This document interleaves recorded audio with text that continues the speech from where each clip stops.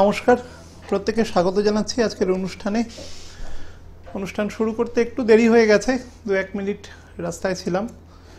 আপনারা যারা অনুষ্ঠান দেখেন প্রত্যেককেই স্বাগত জানাচ্ছি আজকের অনুষ্ঠানে। লাইভ প্রোগ্রাম যেহেতু করছি, কতগুলো কথা বলে নেওয়া দরকার।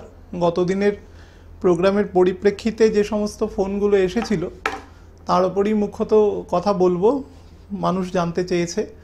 আমি বারবার বলেছিলাম যে এই মাসটা এই বছরের মধ্যে সবথেকে ক্রুশাল মাস, এই মাস এবং এপ্রিলেরও প্রথম মোটামুটি 3 সপ্তাহ, তার মানে ধরে নিতে পারেন প্রায় পুরো এপ্রিলটা। কারণ এতগুলো প্ল্যানেটের শিফটিং আছে, যেটা কিন্তু খুব রেয়ার অকেশনে হয়, যেখানে এতগুলো প্ল্যানেট একসাথে শিফট হচ্ছে এবং বৃহস্পতির মতো প্ল্যানেট ডিফাং হয়ে বসে আছে। আগেই বলেছি যে 27 ডিগ্রি ক্রস করলে প্ল্যানেট ডিফাং হয়, কিন্তু শনির ক্ষেত্রে সেটা প্রযোজ্য নয়। শনি কখনোই ডিফাং হয় না কোনো অবস্থাতে। শনি is always active, Rahu Ketu is always active. যদিও রাহুকেতু তো আর গ্রহ নয়, সুতরাং সেক্ষেত্রে আলোচনায় তাকে রাখছি না, কিন্তু না বললেও নয়, কারণ আজকের দিনটা চন্দ্র বসে রয়েছে রাহুর সাথে। আপনারা এখন জানেন এই মুহূর্তে চন্দ্রের ডিগ্রি আছে প্রায় 13 ডিগ্রি। রাহুর সাথে মিথুন রাশিতে বসে রয়েছে চন্দ্র এবং রাহুর নক্ষত্রেই বসে আছে ইমিডিয়েট। তো it's a very crucial day. আজকের দিন মন ভারাক্রান্ত হয়ে থাকবে। চন্দ্র হচ্ছে মানুষের মন, চন্দ্র বসে রয়েছে রাহুযুক্ত হয়ে, প্রত্যেকেরই মন কোনো না কোনো কারণে ভারাক্রান্ত হয়ে থাকবে। বহু মানুষ হতাশাগ্রস্ত হয়ে থাকতে পারেন, কোনো মানুষ হয়তো তার চন্দ্রের পজিশন ভালো আছে, রাহুর ঘর ভালো আছে, কিছুটা পজিটিভ এনথুজিয়াজম তাকে শুরুর দিকে দিলেও at the end of the day সেটা কিন্তু ক্লোজ হবে খুব ভালো কাজ দিয়ে নয়। তবে হ্যাঁ, যারা অসৎ পথে চলাফেরা করেন, অসৎ পথ অবলম্বন করেন, তাদের ক্ষেত্রে কিন্তু কিছুটা লাকি ডে হতে পারে, যদি সেই পজিশনটা বেটার থাকে, মিথুনের পজিশন। আজকে একটা স্পেসিফিক দিন বলে বললাম আপনাদের, এটা অন্য দিন হলে বলতাম না। তো ফ্যাক্ট হচ্ছে চারিদিকে যে সমস্ত ঘটনা প্রবাহ ঘটছে, বহু মানুষ রাজনৈতিক প্রশ্ন করে। আমি প্রথম বলে নিই, কোনো রাজনৈতিক প্রশ্ন কখনো করবেন না, কারণ কোনো সেপারেট রাজনীতি সমাজের বাইরে নয়। আমি যা উত্তর দিই তা সমাজকে কেন্দ্র করেই উত্তর দিই, তার মধ্যে থেকে বুদ্ধিমান হলে উত্তর বার করে নেবেন, আর নচেত আমায় কখনো ডাইরেক্টলি প্রশ্ন করবেন না, কারণ ওই ব্যাপারটা কনসার্ন নয় এখানে। অ্যাস্ট্রোলজি মানুষের ভালো করার জন্য, কোন গ্রহ কোন জায়গাকে রিপ্রেজেন্ট করে সেটা বোঝার চেষ্টা করুন। আমাদের তো দেশে রাজতন্ত্র নেই, এখানে ডেমোক্রেসি আছে। ডেমোক্রেসির ক্ষেত্রে যিনি সর্বোচ্চ পদে বসেন, আমাদের অনারেবল প্রেসিডেন্ট, তার পদটা অনারারি পদ, এক্সিকিউটিভ পদ নয়। সুতরাং এই পদের ক্ষেত্রে, এক্সিকিউটিভ পদ অবশ্যই কিছু কিছু ক্ষেত্রে, কিন্তু সেগুলো নর্মাল ক্ষেত্রে প্রযোজ্য নয়। তো আমাদের যে রবি, যাকে আমরা বলি, আমি টোটাল প্রসঙ্গটা আলোচনা করছি অ্যাস্ট্রোলজিক্যাল প্রেক্ষাপটে। আপনারা যেহেতু বহু মানুষ প্রশ্ন করেছেন, এই এক জাতীয় যেহেতু একটা নির্বাচনের ব্যাপার আছে, সেই জন্য হয়তো অনেকে উৎসাহ হয়ে প্রশ্ন করেছেন। আমি একটা মোটা অক্ষরে আপনাদের বলে দিই যে যে গ্রহগুলো যাকে সিম্বলাইজ করে সেই ব্যাপারটা। তো আমাদের যে প্রধান এক্সিকিউটিভ পদ, অর্থাৎ যে প্রধান পদ, মুখ্য প্রধান, যে মুখিয়া যে পদ, সে পদটা কিন্তু রবির পদ অবশ্যই। অর্থাৎ রবি ইজ দ্য ডাইরেক্টিভ প্ল্যানেট। আমি বারবার বলেছি, রবির কোনো স্ট্যান্ডিং এফেক্ট কখনো ছকে থাকে না। It never plays any standing effect. Rabi কাকে দিয়ে কাজ করায়? শনিকে দিয়ে কাজ করায়। শনি হচ্ছে তার প্রধান সেবক, অর্থাৎ তাকে দিয়ে তিনি কাজ করান, মেইন এক্সিকিউটিভস। তাই আপনারা যদি অ্যাস্ট্রোলজির বই দেখেন, তাহলে দেখবেন যে শনিকে বহু ক্ষেত্রে জনগণ বলা আছে, common people. Is the common people, অর্থাৎ সাধারণ মানুষ, যারা ভোটার বা কোনো দেশে যারা প্রজা, সেই সমস্ত। কিন্তু বেসিক্যালি সেটা কিছুটা ক্ষেত্রে প্রযোজ্য, কিন্তু সব ক্ষেত্রে নয়। শনি যখন গোচরে তার নিজের ঘরের কাছাকাছি অবস্থায় অবস্থান করে, খুব মন দিয়ে শুনবেন, এটা একদম পরাশরি মত অনুসারে বলছি, শনি যখন তার নিজের ঘরের কাছাকাছি অবস্থায় অবস্থান করে, এখন যেরকম করছে, 24 ডিগ্রির থেকে বেশি অবস্থান করছে শুক্রের নক্ষত্রে, অর্থাৎ মকরের প্রায় কাছাকাছি, তার ঘরের সীমানা দেখা যাচ্ছে। যদিও রেক্টোগ্রেশন হয়ে যাওয়ার পরে ও আবার 5-6 ডিগ্রি নিচে নেমে আসবে, বাট ও কিন্তু 2/3 পেরিয়ে গেছে এই ঘরের, তখন কিন্তু Saturn plays the pivotal role, important চরিত্র ওর তখন প্লে করে এক্ষেত্রে স্যাটার্ন।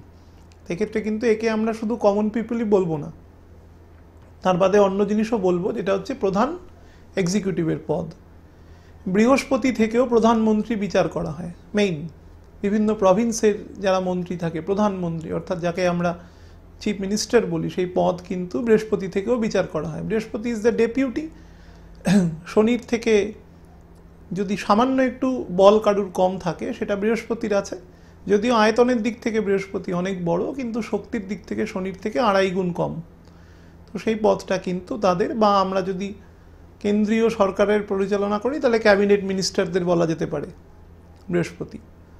এবং অন্যান্য যে প্ল্যানেট আছে সেগুলো কিন্তু পরের দিকের যারা র্যাঙ্কে আসে, যারা নন ক্যাবিনেট মিনিস্টার বা রাষ্ট্রমন্ত্রী, অনেক অনেক রকম পদ আছে সাংবিধানিক, সেরকমভাবে নিচের দিকে নামতে নামতে থাকে। একদম শেষ যেটা থাকে সেটা হচ্ছে বুধ। এবার রাহু এবং কেতু কোন রোল প্লে করে অনেকে জিজ্ঞাসা করেছে এখানে। মনে রাখবেন, রাহু কিন্তু খুব ভালো কোঅর্ডিনেটর।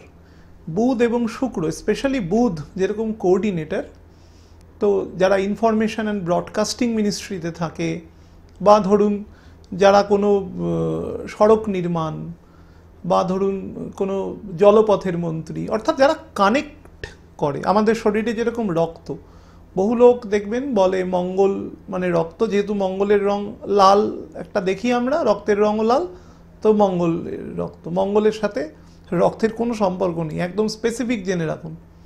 এটা কিন্তু অ্যাস্ট্রোলজির যারা একদম এবিসিডি বইতেও লেখা আছে, বহু মানুষ এটা বলে, এটা কমন ফেনোমেনন। তো দুর্ঘটনা হয়েছে, রক্তপাত হয়েছে, তার মানেই মঙ্গল খারাপ। মঙ্গল দুর্ঘটনা করাতে পারে, কিন্তু রক্তের সাথে মঙ্গলের সম্পর্ক নেই। মঙ্গল কোঅর্ডিনেটিং প্ল্যানেট নয়, কোঅর্ডিনেটিং প্ল্যানেট কিন্তু বুধ এবং শুক্র। মঙ্গল থেকে বোন এবং বোন ম্যারো বিচার করা হয়, বাট রক্ত নয়। আর রক্ত হচ্ছে কোঅর্ডিনেটর, আমাদের শরীরের প্রত্যেকটা অর্গানের সাথে রক্ত কি করে না, হার্ট থেকে অক্সিজেন নিয়ে প্রত্যেকটা অর্গানে নিয়ে যায়, তো কোঅর্ডিনেট করছে, ও যোগাযোগ রাখছে একের সাথে অপরের, তো কোঅর্ডিনেটর। তো সেটা কোনোদিন মঙ্গল নয়, মঙ্গল কোনোদিন কোঅর্ডিনেটর নয়। তো সেই সমস্ত মিনিস্ট্রিগুলো তারা পায় যারা যোগাযোগ রক্ষা করে। তো বোঝাই যাচ্ছেন, স্যাটেলাইট এখন তো সব থেকে বড়, আপনারা দেখতে পাচ্ছেন অনুষ্ঠান স্যাটেলাইটের মাধ্যমে। তো এটা এই মিনিস্ট্রি যে ডিপার্টমেন্ট করবে সেটা কিন্তু বুধ এবং শুক্র। এবং শুক্র কোন কোনগুলোর সাথে আরও বেশি প্রযোজ্য হয়, যার সাথে ধরুন একটু আমোদ প্রমোদ থাকবে, একটু খেলা থাকবে। খেলা মানে সেই খেলার মধ্যে বিনোদন থাকবে, তার মানে তার সাথে অ্যামিউজমেন্ট ঢুকে যাচ্ছে, তার সাথে স্পোর্টস ঢুকে যাচ্ছে। তার মানে শুক্র শুধুমাত্র কোঅর্ডিনেট করে না, তার সাথে বিভিন্ন বিনোদনও দেয়, আর্ট অ্যান্ড কালচারের ফিল্ড, এই সমস্ত জায়গাগুলোও কিন্তু বুধ দেখতে থাকে, শুক্র দেখতে থাকে। তো বুধ এবং শুক্র কিন্তু কোঅর্ডিনেট করে, কোঅর্ডিনেটর। রাহুও কিন্তু কোঅর্ডিনেট করে। রাহু কীরকম কোঅর্ডিনেট করে? রাহুর কোঅর্ডিনেশনের কোনো টাইম নেই। বারবার বলেছি, রাহু মানে হচ্ছে ডিসকন্টিনিউটি। যে প্ল্যানেট, রাহুকে যদি আমি খানিকক্ষণের জন্য একটা প্ল্যানেট ধরে নিই কথা বলার সুবিধার্থে, যে প্ল্যানেটের কোনো কন্টিনিউটি নেই সে হচ্ছে রাহু। কারণ রাহুর কোনো হাত পা নেই, লিম্বলেস। তো যার হাত পা নেই সে কোঅর্ডিনেট করবে কি দিয়ে? চোখ দিয়ে তো কোঅর্ডিনেট করা যাবে না, মুখ দিয়েও যাবে না, গলার থেকে যে আওয়াজ বেরোবে, ভয়েস যেটা, সেটার তো একটা সীমা আছে, তার বেশি যাবে না। তো তার মানে এক্ষেত্রে কোঅর্ডিনেটর কিভাবে কাজ করে না, রাহু হচ্ছে মুখ্যত সেই সমস্ত কোঅর্ডিনেটর যেগুলো খুব টেম্পোরারিলি তৈরি হয়। টেম্পোরারি কোঅর্ডিনেটর মানে ধরুন কোনো সময় বন্যা হয়েছে কোথাও, বা কোথাও কোনো ন্যাচারাল ডিজাস্টার হয়েছে, ক্যালামিটি হয়েছে, তো সেখানে কিছু দেখবেন হেল্পলাইন নম্বর দেওয়া থাকে, যেখানে যোগাযোগ করে আমাদের যারা প্রিয়জন বিপদে পড়ে। বিভিন্ন সংস্থা থেকে এগুলো দেয় উদ্ধার কার্যের সুবিধার্থের জন্য, আইডেন্টিফিকেশনের জন্য। এই অ্যাডহক কাজ, অর্থাৎ অল্প সময়ের জন্য যে কাজটা, টেম্পোরারি ওয়ার্ক, সেটা করে রাহু অলওয়েজ। এটা কিন্তু লং টার্মের জন্য নয়। আর এছাড়াও যে সমস্ত কিছু মিনিস্ট্রি আছে যেগুলো কিছু গুপ্ত জিনিসপত্র, দেশের সিকিউরিটি বা এই সমস্ত ক্ষেত্রে কিছু গুপ্ত জিনিসকে রাখে যেগুলো, সেগুলোর সাথে এই রাহু কেতুর কিছুটা যোগাযোগ থাকে। তার সাথে শনিরও যোগাযোগ থাকে। কারণ যে কোনো কিছু সিক্রেসি, যেগুলো খুব আমাদের যে কোনো রাষ্ট্র বা একটি বাড়ির ক্ষেত্রে আপনি ভাবুন, বাড়ির যে সমস্ত তথ্য, অনেক গোপন তথ্য থাকে যেটা মানুষ কখনো বাইরে কিন্তু বলে না। সবার বাড়িতে আছে, আমার আছে, আপনাদেরও আছে, প্রত্যেকের আছে। তো সেই ক্ষেত্রে কিন্তু সেরকম রাষ্ট্রেরও একটা থাকে, অনেকগুলো বাড়ি মিলিয়ে একটা রাষ্ট্র তৈরি হয়, তো কোটি কোটি বাড়ি মিলিয়ে একটা দেশ তৈরি হয়। তো সার্বিকভাবে বিচার করে নিন জিনিসটা, তাহলেই হয়ে যাবে। তো সেটা কিন্তু রাহুকেতু এবং তার সাথে শনি করে। ব্যাপক অর্থে যখনই কোনো জিনিস আসবে তখন সেখানে শনি ঢুকে যাবে। শনি কোন কোন জায়গায় ঢুকবে? যেগুলো জড়ো জায়গা, অর্থাৎ যেগুলোর মধ্যে পরিবর্তন খুব কম হয়। একটা বাড়ি যদি দেখেন, তাহলে বাড়ির নিচের অংশ, মাটির নিচের অংশটা হচ্ছে শনি, যেটাকে আপনি দেখতে পারবেন না, কিন্তু বাড়িটা সম্পূর্ণ ভার বহন করে রয়েছে। ওই সিক্রেসি, ওই যে দেশের পক্ষে যে গুপ্ত যে বিষয়গুলো, সেগুলো শনি ধরে রাখে দেশের সভেরেনিটির জন্য। তো এরকম প্রত্যেকটা জায়গা রয়েছে। আমাদের রাশি লগ্নের ভারতবর্ষ যখন স্বাধীন হয়েছিল, সেই সময় বিচার করে একটা বড় বড় অ্যাস্ট্রোলজাররা সেগুলো বিচার করেন বসে। সেরকম প্রত্যেকটা রাজ্যেরও আছে। রাজ্যগুলো পরবর্তীকালে পুনর্গঠন হয়েছে, বিভিন্ন রাজ্য বিভিন্ন সময়ে তৈরি হয়েছে, সেই অনুসারেও রাশি লগ্ন তার তৈরি করা আছে। তার সান অ্যাসেন্ডেন্ট আছে, তার নর্মাল অ্যাসেন্ডেন্ট আছে, তার রাশি আছে, সেই অনুসারে তার ভালো খারাপ প্রভাব বলা যায়। কিন্তু একটা কথা বলে রাখি, যে মার্চ মাস এবং এপ্রিল মাসের প্রায় থার্ড উইকে, যে 50 দিনে 50 দিন কিন্তু সময়টা মোটেই খুব ভালো নয়। কারণ এতগুলো জিনিস যদি একসাথে শিফট হয়, এতগুলো গ্রহ, শনি বাদে সমস্ত গ্রহ শিফট হচ্ছে, সেটা কিন্তু খুব ভালো নয়। এবং বৃহস্পতির মতো গ্রহ, সে কিন্তু ডিফাং হয়ে বসে আছে, কোনো ফাংশন করছে না। তো বৃহস্পতি কি কাকে দেখে বলেছি আগের দিন? নলেজ, জ্ঞানকে দেখে। জ্ঞানহীন, তো যে সমাজ ব্যবস্থায় জ্ঞান নষ্ট হয়ে যায়, তো সে সমাজের মানুষকে খুব সতর্কভাবে চলতে হবে, না হলেই কিন্তু উল্টোপাল্টা কাজ হয়ে যাবে, সমাজ থেকে নলেজ চলে যাবে। তো বুঝতেই পাচ্ছেন সেই সমাজটা কতটা একটা ভারসাম্যহীন অবস্থায় দাঁড়িয়ে থাকতে পারে, সেই অবস্থাতেই এখন আছে। এর বেশি ভাঙিয়ে বলা আমার পক্ষে সম্ভব নয়। আপনারা যদি এর থেকে বেশি কিছু শুনতে চান, তাহলে আমাকে পার্সোনালি ফোন করবেন, এর থেকে বেশি আমি বলবো না। আপনারা বুদ্ধিমান লোক, এর বেশি বুঝে নেবেন। আর দয়া করে আমার প্রোগ্রাম চলাকালীন কেউ ফোন করবেন না, আমি কিন্তু কোনো ফোন নিই না। বহুবার বলেছি, বারবার ফোন করেন, বহু লোক প্রশ্ন করে লাইভ প্রোগ্রাম ফোন নেন না কেন? ফোন নিই না, আমার ইচ্ছে তাই আমি নিই না। কেউ দয়া করে ফোন করবেন না। আপনাদের সুবিধার্থে শুধু একটা জিনিস বলে রাখি, একটা ইউটিউব চ্যানেল করছি বহু মানুষের রিকোয়েস্টে। আপনারা যারা আমাদের চ্যানেলেও প্রোগ্রাম দেখেন, আমার প্রোগ্রাম বা অন্য কারোর প্রোগ্রামও দেখতে পান, একটা নিজস্ব চ্যানেল আমি করব, সেটা বহু মানুষ রিকোয়েস্ট করে, অনেক সময় পায় না বা লিঙ্কে অসুবিধে হয়। তো তার জন্য সেটা আমি যখন যদি করি, ইচ্ছে আছে এই মাসটা চলে গেলে, তো সেরকমভাবে আমি নাম এবং তার লিঙ্ক দিয়ে দেব প্রোগ্রাম চলাকালীন, যাতে আপনারা সেটাকে সাবস্ক্রাইব করে নিতে পারেন। এবং তাতে আমি কিছু অ্যাডিশনাল কিছু জায়গা, যেহেতু সেটা আমার নিজের থাকবে, সেখানে একটু বেশিভাবে বলা যায়, যেটা নর্মাল একটা জায়গায় বলতে কিছু অসুবিধে থাকে, কিছু বাউন্ডেশন থাকে, তার বাইরে বলা যায় না। তো এই পর্যন্ত এইখানে বলে রাখছি। এবার যে জায়গাটা বলে রাখি, বৃহস্পতি কাজ করছে না, কিন্তু স্যাটার্ন কিন্তু অ্যাক্টিভ আছে। ঠিক আছে, স্যাটার্ন যেহেতু আপনাদের বারবার বলেছি যে শনি কিন্তু 26 ডিগ্রি 28 মিনিট পর্যন্ত যাবে, এবং 26 ডিগ্রি 28 মিনিট পর্যন্ত গিয়ে ও রেক্টোগ্রেড হয়ে ফিরে আসবে 19 ডিগ্রি 19.5 ডিগ্রির কাছাকাছি। যে এই যে ফেজটা, স্যাটার্ন যখন রেক্টোগ্রেশন থাকবে শুক্রের নক্ষত্রে, এই জায়গাটাকে যে খুব বাজে বলা যাবে তা না। এই জোনটা আপনাদের নবাংশ করেও বলে দিয়েছি যে কোন কোন ঘরের ওপর দিয়ে এফেক্টটা বেশি হবে। যারা প্রোগ্রাম শুনেছেন জানেন, পরেও এক সময় রেক্টোগ্রেশনের আগে আরেকবার ছোট করে বলে দেব। সামনের মাসের 29 তারিখ রেক্টোগ্রেড হবে, এপ্রিল মাসে, সেই সময় কাছাকাছি সময় বলে দেবো। এই ফেজটাকে খুব খারাপ ভাববেন না, মনে রাখবেন যে এই মুহূর্তে কিন্তু স্যাটার্নই অলমোস্ট সবাইকে ধরে রেখেছে। কারণ বাকি প্ল্যানেটের পজিশন কিন্তু যে খুব ভালো আছে এই মুহূর্তে তা নয়। ভালোর থেকে যেটা খারাপ ব্যাপার সেটা হচ্ছে শিফটিং, প্রত্যেকেই ঘর চেঞ্জ করছে। বুধ মীন রাশিতে ঢুকেছিল, আজকে মীন থেকে বেরিয়ে আবার কুম্ভতে এসছে, কুম্ভতে বেশ কিছুদিন নিচে নামবে, তারপরে ডাইরেক্ট হবে, আবার মীনে ঢুকবে। তো এই যে ফেজটা, বুধ, কোনো গ্রহ, কোনো হাই টেম্পারেচার প্ল্যানেট, বুধ, মঙ্গল, বৃহস্পতি, এরকম প্ল্যানেট যখন দুটো ঘর মিলিয়ে রেক্টোগ্রেড হয়, সবসময় মনে রাখবেন হাই টেম্পারেচার কার আছে, সব থেকে বেশি রবির আছে। রবি কোনোদিন রেক্টোগ্রেড তো হবে না, সুতরাং রবিকে, আর রবি বারবার বলছি স্ট্যান্ডিং এফেক্ট থাকে না বলে রবিকে নিয়ে আলোচনা করব না। পড়ে থাকলো কে? বুধ, মঙ্গল আর বৃহস্পতি।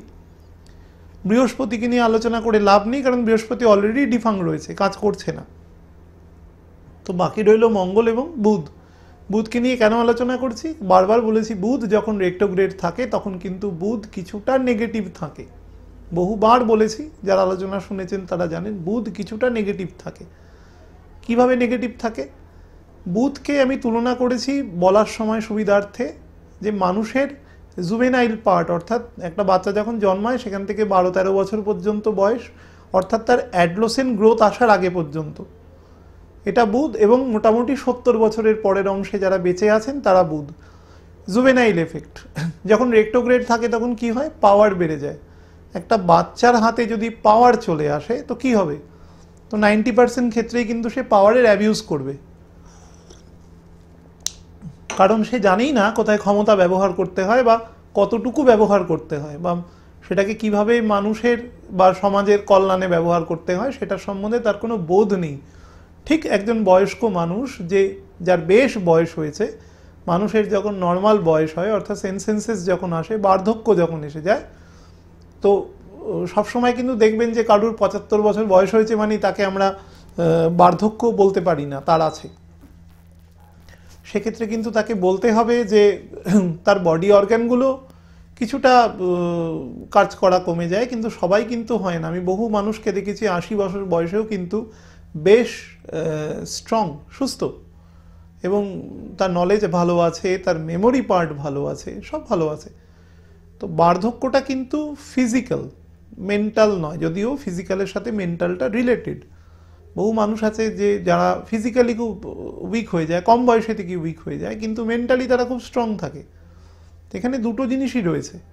আমি কেন বলছি যে যাকে আমরা একজন বার্ধক্যযুক্ত মানুষকে বলছি, এরকম মানুষ যিনি শারীরিক এবং মানসিকভাবে অনেকটাই ইনঅ্যাক্টিভ একটা স্টেজে চলে এসছে, অর্থাৎ যিনি তার জীবনের প্রায় সায়ন্যে এসে পৌঁছেছে। এরকম একজন মানুষের হাতে যদি কোনো কারণে পাওয়ার চলে আসে এবং তার আচরণও কিন্তু কিছুটা একজন শিশুর মতন হবে, সেও কিন্তু অনেক সময় তার ক্ষমতার ব্যবহারের ক্ষেত্রে ত্রুটিযুক্ত হয়ে যেতে পারে, বা এমন কিছু করে ফেললো যেটা কিন্তু সেই ফ্যামিলির পক্ষে ক্ষতিকারক হতে পারে বা সমাজের পক্ষেও ক্ষতিকারক হতে পারে। সেই জন্য জুভেনাইল ফেজে পাওয়ার আসা খুব মুশকিল। বুধের ক্ষেত্রে যদি পাওয়ার চলে আসে, এক্সট্রা পাওয়ার, বুধ কিন্তু ক্ষতি করে সেই সময়টা। স্পেশালি এমন দুটো ঘর, যে ঘরের মধ্যে একটা ঘর হচ্ছে ইথারযুক্ত ঘর, শনি, এবং শনির সেটা মূল ত্রিকোণ ঘর, কুম্ভ রাশি, এবং আরেকটা হচ্ছে মীন রাশি, যেটি কিন্তু অত্যন্ত বলশালী ঘর বৃহস্পতির, অত্যন্ত বলশালী। যদিও ধনু এবং মীনের মধ্যে ধনু বেশি বলশালী, কারণ ধনুর পরে শনি আছে, কিন্তু মীনেরও কিন্তু প্রথম 20 ডিগ্রি খুব বলশালী। আর বুধ 5-6 ডিগ্রির মধ্যেই গিয়েছিল, তারপর থেকে আবার রিটার্ন করেছে। তো বুধ কিন্তু একটু নেগেটিভলি অ্যাক্টিভ রয়েছে এই সময়টা, যতদিন পর্যন্ত ও ডাইরেক্ট না হচ্ছে। সম্ভবত আরও দিন 10-12 থাকবে, তারপরে ডাইরেক্ট হয়ে যাবে, কিন্তু থাকবে কিন্তু অনেক দিন। মানে মীন রাশি ক্রস করে ওর বেরোতে বেরোতে কিন্তু প্রায় এপ্রিলের শেষের দিক চলে যাবে, কারণ গতি থাকবে না তো। বুধ যখন খুব বড় গতিতে থাকে তখন 2 ডিগ্রির থেকে বেশি গতিতে থাকে। বুধের গতি কিন্তু, বুধ যখন ডাইরেক্ট হয়ে তার ওই গতিটা নিতেই কিন্তু প্রায় 20-25 দিন চলে যায়। রবির সাথে ট্যালি করে করে চলে। রবির থেকে কখনোই 40 ডিগ্রির এদিক ওদিকে যেতে পারে না। শুক্র যেরকম 72 ডিগ্রির এদিক ওদিকে যেতে পারে না এরা, কারণ শুক্র এবং রবির গোচর প্রায় সমান। সেই জন্য শুক্র 17 মাস 22 দিন, প্রায় 1.5 বছর অন্তর অন্তর রেক্টোগ্রেড হয়, অর্থাৎ যে 2 দিন করে প্রত্যেক মাসে এক্সট্রা হচ্ছে সেটা 18 মাসে গিয়ে 36 দিন হয়। শুক্র কিন্তু 35 দিন রেক্টোগ্রেড থাকে, কোনো কোনো সময় 35-38, জাস্ট ব্যালেন্স করে। রবি, শুক্র, বুধ সবসময় কাছাকাছি চলে। এই প্রসঙ্গেই বহু মানুষ প্রশ্ন করে, কমন প্রশ্ন, আমার রবি শুক্র একসাথে আছে, দারিদ্র যোগ, অমুক যোগ, তমুক যোগ। 100টা যদি ছক দেখেন তার মধ্যে 90টাতেই রবি শুক্র একসাথেই আছে, বুধ একসাথেই আছে। তো ভারতবর্ষের যে দারিদ্রতার যে মাপকাঠি রয়েছে, তাহলে তো ভারতবর্ষ তথা পৃথিবীর 90% লোকই দরিদ্র হয়ে যাওয়া উচিত, তাই না? এগুলোর কোনো যুক্তি নেই, এগুলো একদম মানে অযৌক্তিক কথাবার্তা, এবং যারা শোনেন তারা কখনো ব্যাপারটাকে ভাবেন না। কোনো মানুষ যদি এরকম লেখে যে তার, মনে করুন যে তার এপ্রিল মাসে জন্ম, একদম মেষ রাশিতে রবি আছে এবং তার শুক্র আছে তুলা রাশিতে, এরকম তো কোনোদিন হবে না। ম্যাক্সিমাম একটা ঘর আগে পরে থাকতে পারে, খুব বেশি হলে বৃষ থেকে মিথুনের হয়তো 1-2 ডিগ্রিতে থাকতে পারে, এদিক ওদিকে যাবে না, সেই স্প্যানের মধ্যেই থাকবে। তো 90টা 100টা ছক দেখলে 90টাতেই দেখতে পাবেন 3টে গ্রহ এক জায়গায় আছে, কাছাকাছি আছে। তো সেই হিসাবে এই দারিদ্র যোগ যদি অ্যাপ্লিকেবল করতে হয়, তাহলে পৃথিবীর 90% এবং ভারতেরও 90% লোক দরিদ্র, তাহলে কিন্তু খুব গন্ডগোলের সৃষ্টি হবে। আমাদের স্ট্যাটিস্টিক্স সেটা বলছে না, 20% লোক দারিদ্র সীমার নিচে আছে, তার মানে সেটা খাটছে না।